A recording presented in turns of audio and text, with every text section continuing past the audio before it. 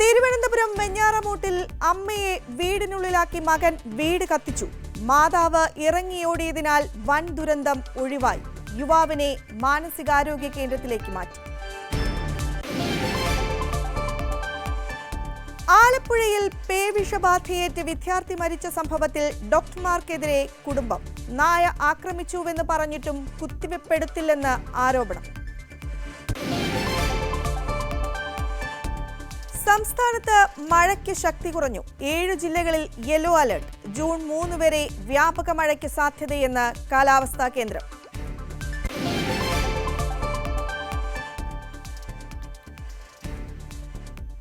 കാട്ടാനപ്പേടിയിൽ പാലക്കാട് കൊട്ടേക്കാട് നിവാസികൾ. കുട്ടികളെ സ്കൂളിൽ വിടുന്നത് പോലും പ്രതിസന്ധിയിൽ. പകൽ സമയത്തും ആനകൾ ജനവാസ മേഖലയിൽ.